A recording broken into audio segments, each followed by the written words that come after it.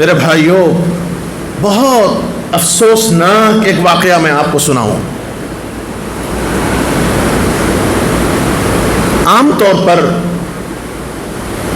بعض علاقوں میں، بلکہ عمومی اعتبار سے رمضان میں ایک اہتمام جب بن جاتا ہے، ہر معاشرے میں بہت اہتمام کے ساتھ رمضان میں لوگ عبادتیں کرتے ہیں، زندگی گزارتے ہیں، متقی پرہیزگار بنتے ہیں۔ بلکہ اگر یوں کہا جائے تو شاید غلط نہ ہو، یا میری بات اگر کسی کو تلخ لگے تو معافی کے ساتھ، کہ ہم رمضانی مسلمان بن جاتے ہیں۔ میں اپنے آپ پہ فٹ کرتا ہوں، آپ لوگ اس سے مستثنا ہیں۔ میں اپنے آپ کو کہتا ہوں رمضان آ جائے تو بڑا اہتمام کے ساتھ میں رمضانی مسلمان بن جاتا ہوں۔ الحمدللہ صف اولیٰ کا اہتمام، ماشاءاللہ تکبیر اولیٰ کا اہتمام، رمضان کی برکت ہے۔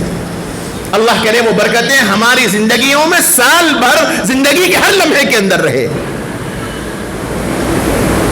بعض علاقوں میں اہتمام ہوتا ہے، اور اس اہتمام میں علماء، حفاظ، ائمہ، مؤذنین، دینی خدام کے ساتھ بھی لوگوں کا حسن سلوک کا ایک معاملہ بنتا ہے۔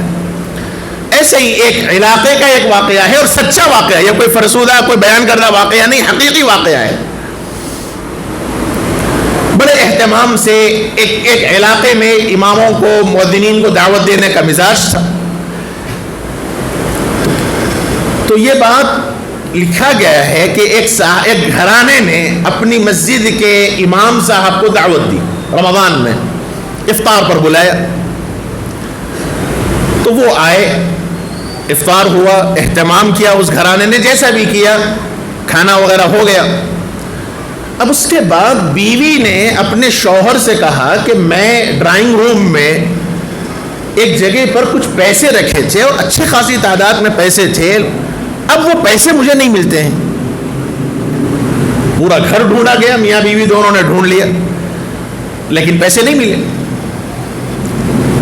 تو بیوی نے کہا کہ ہمارے پاس آج پورے دن کوئی نہیں آیا، اور ہمارا ایک بچہ وہ اس کمرے میں ہے، ایک بچہ جھولے میں ہے، چھوٹا ہے، تو بچوں سے تو یہ ممکن نہیں ہے، اور آئے آج مہمان صرف امام صاحب، لہذا میرا شک یہ ہے کہ امام صاحب نے چوری کی ہے۔ تو شوہر بھی بیچارہ پریشان ہوا کہ بھئی واقعتاً کوئی آیا تو نہیں مہمان، آج میں بھی دن بھر گھر ہی پہ تھا۔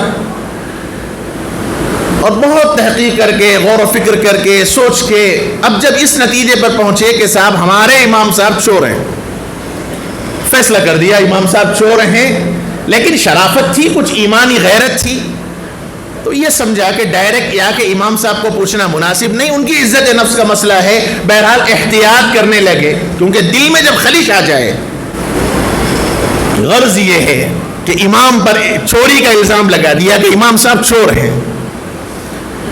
دینی غیرت جاگی ہوئی تھی، غنیمت کوئی اور ہوتا، میرے جیسا انسان تو جا کے امام کا گلا پکڑ لیتا، لیکن کچھ ایمانی غیرت باقی تھی۔ انہوں نے کہا کہ امام پر الزام لگانا مناسب نہیں، احتیاط میں کر لوں، اور پھر وہ امام سے بیچارے احتیاط کرنے لگے، ملنے نہیں لگے، یہاں تک کہ اگلا رمضان آیا، اور پھر اگلے رمضان میں معمول کے مطابق اب دعوت کا مسئلہ آیا۔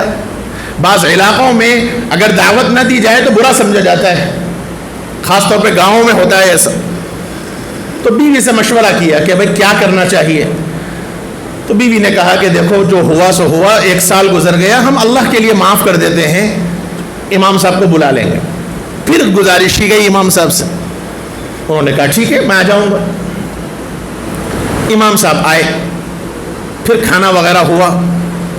اس کے بعد اس صاحب نے اپنا دل صاف کرنے کے واسطے امام صاحب سے عرض کیا کہ مجھے آپ سے ایک بات پوچھنا ہے۔ تو انہوں نے کہا پوچھیے۔ تو کہا کہ گزشتہ سال میں آپ کو کھانے پر بلایا، اور پھر اس کے بعد ایک سال کا وقفہ ہو گیا، اور اس درمیان آپ نے محسوس کیا ہوگا کہ میرا آپ سے تعلقات میں تبدیلی آ گئی۔ انہوں نے کہا بالکل میں نے محسوس کیا، اور میں جانتا ہوں کہ آپ میرے سے پہلے جیسا نہیں ملتے۔ تو انہوں نے پوچھا کہ امام صاحب آپ نے کبھی وجہ جاننے کی کوشش کی کہ میں کیوں تبدیل ہوا؟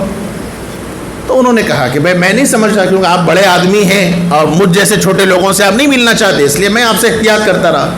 انہوں نے کہا کہ نہیں، بات کچھ اور ہے، اور میں آپ کو اللہ کا واسطہ دے کر کہتا ہوں کہ میں جو آپ سے سوال کروں اس کا آپ صحیح جواب دیں۔ اب جب اللہ کا واسطہ بیچ میں آ گیا تو کہا ضرور پوچھیے۔ کہا کہ امام صاحب گزشتہ سال رمضان میں ہم نے آپ کو کھانے پر بلایا۔ کہا ہاں۔ کھانے سے فراغت کے بعد آپ گئے اور ہم نے اپنے گھر میں تلاشی لی تو ہماری بیوی نے یہ کہا کہ اس جگہ پر ڈرائنگ روم میں اس جگہ پر انہوں نے کچھ پیسے رکھے تھے اور اچھی خاصی تعداد میں پیسے تھے اور آپ کے جانے کے بعد وہ پیسے گم ہو گئے، تو ہمیں یہ شک ہے کہ وہ پیسے آپ نے چوری کیے ہیں۔ میں آپ کو اللہ کے واسطے دے کر پوچھتا ہوں کیا واقعتاً آپ نے وہ پیسے لیے؟ تو امام صاحب نے کہا کہ ہاں میں ہی نے وہ پیسے اٹھائے ہیں۔ الفاظ پہ غور کیجیے، امام صاحب نے یہ کہا کہ ہاں میں نے ہی وہ پیسے اٹھائے ہیں۔ اور پھر اس کے بعد ساروں قطار امام صاحب رونے لگے۔